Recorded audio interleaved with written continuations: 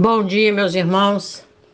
Vamos dar início à nossa EBD desta manhã, clamando ao Senhor que tenha misericórdia de nós, que ponha sobre nós as suas mãos, que derrame sobre nós a sua graça, as suas bênçãos e as suas misericórdias. O tema do estudo que trazemos nessa manhã é: será que já nos perguntamos qual é a vontade de Deus para nós e qual é o tamanho da nossa presunção?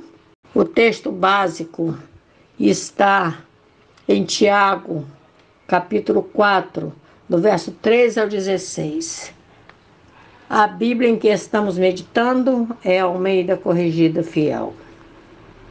O texto básico assim nos fala: Eia, agora vós que dizeis, hoje ou amanhã iremos a tal cidade e lá passaremos um ano e contrataremos e ganharemos. Digo-vos que não sabeis o que acontecerá amanhã. Porque que é a vossa vida?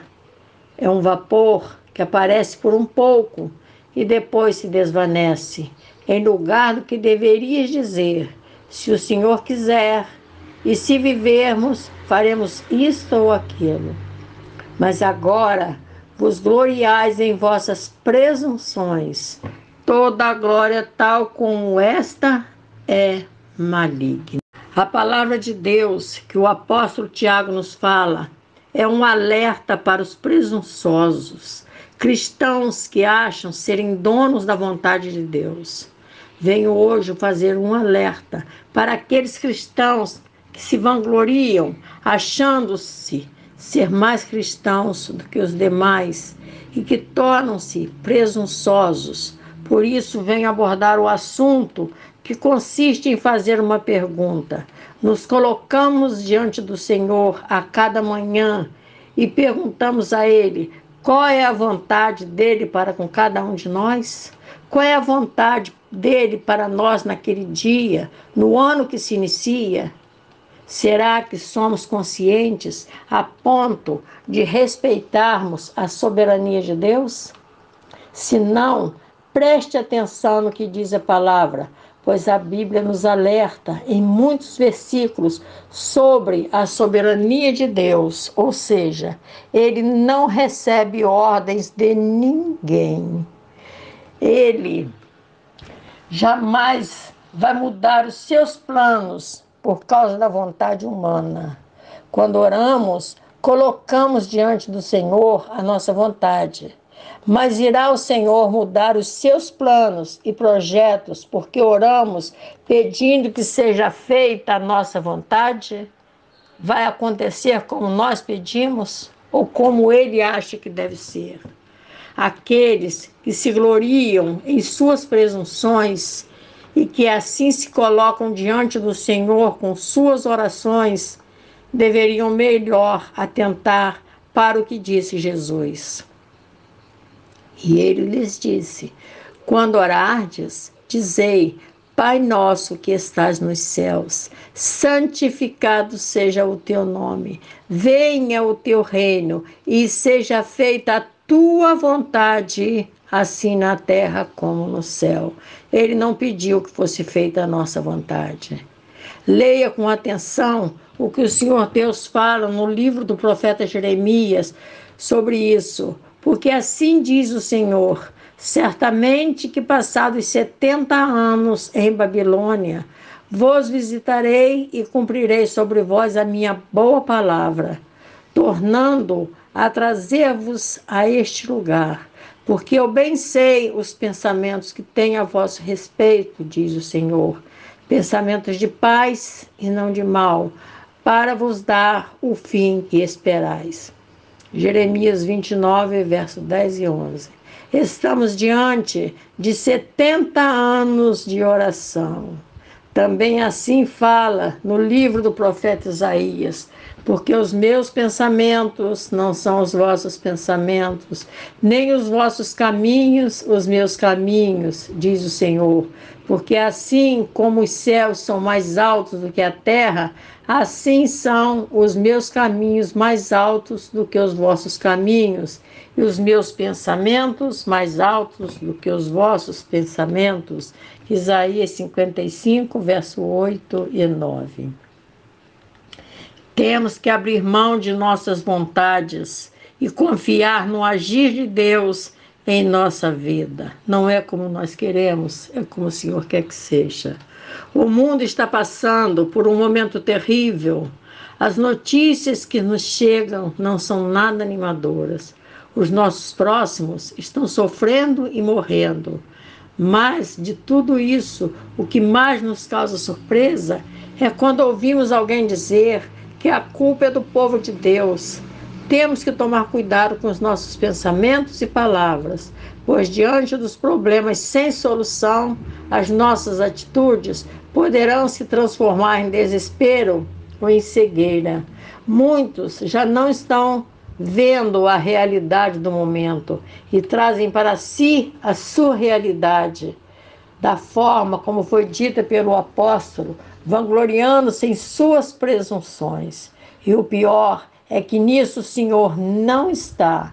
E se o Senhor não está, irá culminar por acarretar em ruína para o conhecimento da fé e da graça para o povo de Deus e para a igreja.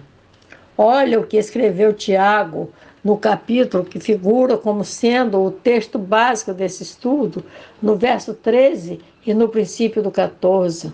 E agora vós que dizeis, hoje ou amanhã iremos a tal cidade, e lá passaremos um ano e contrataremos e ganharemos. Digo-vos que não sabeis o que acontecerá amanhã. Em lugar do que devias dizer, se o Senhor quiser e se vivermos, faremos isto ou aquilo. Precisamos nos submeter ao Senhor Jesus e caminhar na sua vontade.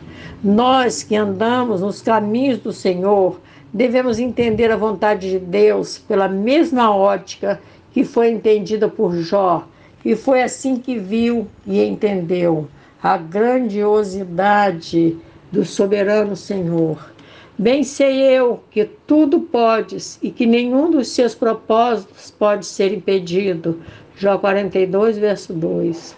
Foi quando não mais olhou para aqueles que se diziam ser seus amigos, mas que com ele contendiam, foi que o Senhor mudou de forma gloriosa os seus planos, e o Senhor aceitou a face de Jó, e o Senhor virou o cativeiro de Jó. Jó 42, versos de 9 a 10. Em tudo temos que entender qual é a vontade de Deus para a humanidade e com simplicidade e humildade. Estamos vivendo dias tão conturbados que já temos receio de ouvir pregações e profecias, pois são assustadores, não que nos cause medo, mas por nos trazerem desconfiança, pois sem medir suas palavras nas pregações e profecias, o que vemos com clareza que o que pretendem é medir a nossa fé. É isso, sem conhecimento daquilo que é fé. Falam sem que tenham ouvido a voz do Senhor, mas por terem tirado suas próprias conclusões.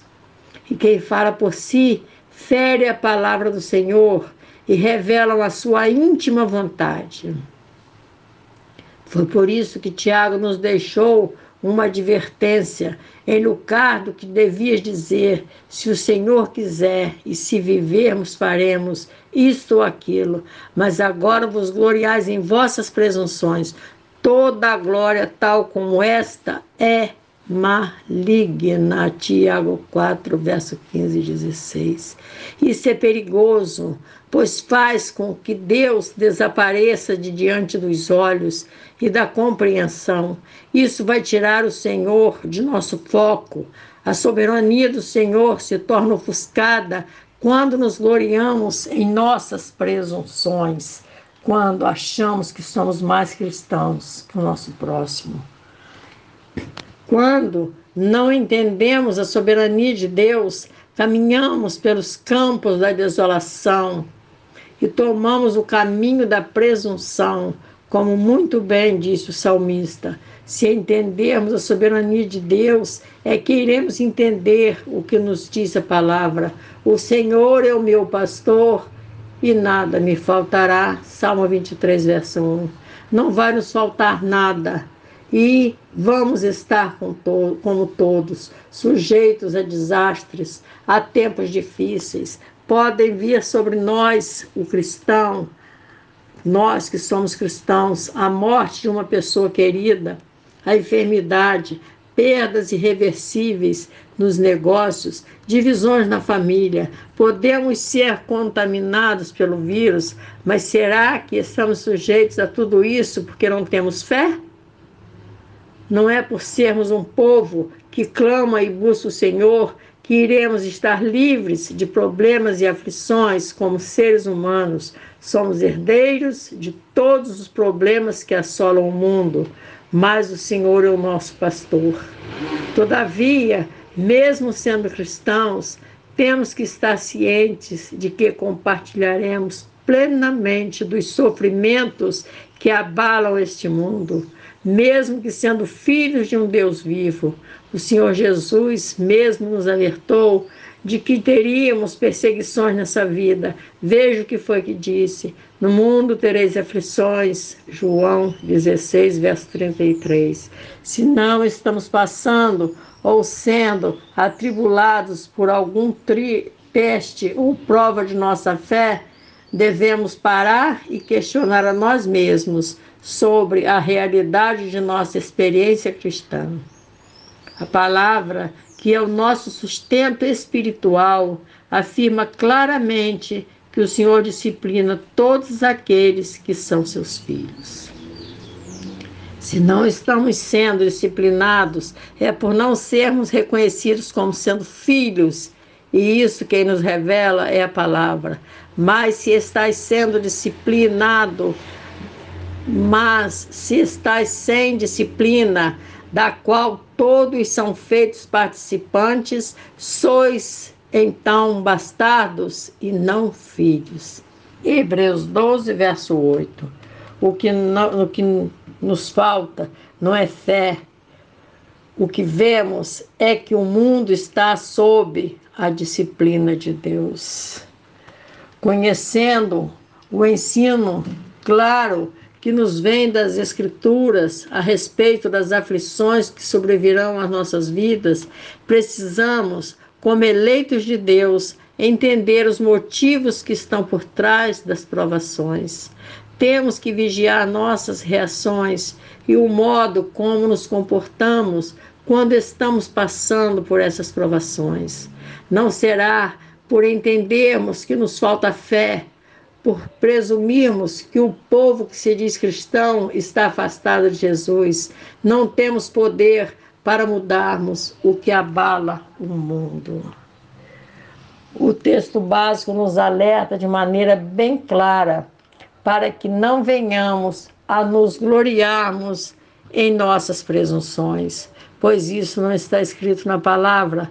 O que está escrito é que toda a glória, tal como esta, é maligna.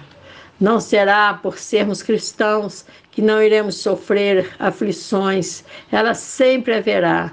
As aflições sobrevêm às nossas vidas, não por nos faltar fé ou porque estamos impedidos de estarmos na casa do Senhor. Não é lícito que sejamos julgados por isso. Encontro duas formas para sermos afligidos. Uma delas vai ocorrer por meio de nossas atitudes imprudentes, julgamentos incorretos, ideias extravagantes, orgulho, arrogância, por sermos presunçosos e por falta de discernimento espiritual. Essas são áreas pelas quais o texto básico nos adverte, pois dessas atitudes nos advirá tribulações.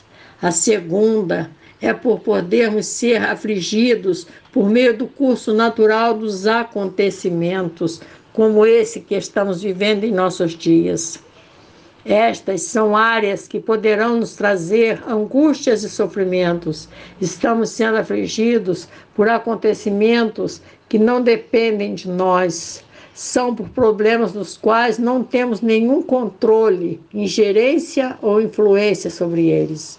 Somos conscientes de que as aflições que nos sobrevêm em nossos dias são pelo curso natural dos acontecimentos. Reconhecemos que essas são aquelas que nos trazem as maiores dificuldades, pois nos sentimos impotentes para solucionar. Mas como será entender o que o Senhor nos fala em Jeremias 5:29, se o reconhecemos como sendo um Pai amoroso? Porventura, não castigaria eu por causa destas coisas? Diz o Senhor. Não me vingaria eu de uma nação como esta? Afinal, Jesus nos falou nas Escrituras que e qual pai de entre vós que se o filho lhe pedir pão lhe dará uma pedra? Ou também se lhe pedir peixe lhe dará por peixe uma serpente? Ou também se pedir um ovo lhe dará um escorpião? Pois se vós, sendo maus, sabeis dar boas dádivas aos vossos filhos, quanto mais dará o Pai Celestial, o Espírito Santo, àqueles que lhe pedirem. Lucas 11, verso 11 a 13. Mas qual o pai que não corrige o filho se estiver errando? Mas somos humanos e em nossos sentimentos mais íntimos e às vezes em nossas orações particulares expressamos tais sentimentos que o Senhor pode entender como sendo petulantes. Mas isso fazemos por desconhecimento da palavra do Senhor, para que possamos melhor entender os propósitos de Deus antes de julgarmos as suas atitudes. Quero deixar uma palavra de reflexão e assim, quem sabe, iremos entender o que estamos passando no momento presente. Coisa espantosa e horrenda se anda fazendo na terra. Os profetas profetizam falsamente e os sacerdotes dominam pelas suas mãos, pelas mãos deles. E o meu povo assim o deseja. Mas que fareis ao fim disso? Jeremias 5, verso 30 e 31. O que podemos compreender do que Jesus nos fala em Lucas 11, 13, foi que teríamos problemas e seríamos afligidos, mas que, sendo cristãos, receberemos o consolo e o conforto do Espírito Santo. Essa é a graça que o Pai derrama sobre os filhos, segundo a sua fé. Ou não foi isso que lemos no final do verso 13 de Lucas 11? Se em meio às aflições pedimos o consolo do Espírito Santo, o Senhor nos dará como um Pai que ama, mesmo quando estamos sendo por Ele corrigidos. A doença está avançando por todo o mundo. Os cristãos se colocam diante do Senhor em oração, mas a enfermidade continua atacando e matando, inclusive cristãos e pastores. Então, somos acusados de orarmos, mas de não termos fé. Mas de que fé estão falando? Será que somos conscientes do que é fé? Vamos à palavra. Ainda que tivesse toda a fé de maneira tal que transportasse os montes e não tivesse amor, nada seria. 1 Coríntios 13, verso 2. A fé não está presente só no meio dos cristãos, ela está presente em todas as denominações. Está na boca de cristãos ou não. A fé anda que meio perdida, ela não está presente só no meio do povo de Deus. Ouvimos ímpios, ateus e qualquer um dizer: tenho fé que este ano será bom, será um ano melhor, tenho fé que vou conseguir alcançar meus projetos, e assim por diante. Mas fé em quê? Em quem? Em si mesmos? No homem? Nos dias? Nos próprios projetos? Vocês Se lembram do que falamos no estudo da semana passada? Falamos da salvação pela graça e pela fé. Vamos entender que a nossa fé vem da graça do Senhor e a nossa graça é o mais puro amor de Deus. Foi por entender isso que Paulo nos diz que mesmo que tenhamos uma fé tão grande, uma tão grande fé, não será nada se nela não estiver o amor do Pai. E só há uma maneira de encontrarmos o amor de Deus para uni-lo à nossa fé, é tomando conhecimento da palavra, e é nela que encontramos a graça de Deus sendo revelada a nós, por meio de Jesus. A nossa fé, aquela que salva, nasce quando sentimos em nós a graça de Deus. A graça do Senhor é quem nos leva a crermos que Jesus morreu em nosso lugar, pois é assim que o Senhor se revela a nós. Embora não possamos ver sua presença física, sentimos o seu amor. Nós vemos e sentimos o seu amor por fé, e é essa fé que nos leva a esperarmos em Deus, mas não nos permite interferirmos em sua vontade. Temos esperança e fé, mas não conseguimos deter o avanço da enfermidade. Será que não estamos conseguindo viver a graça de Deus?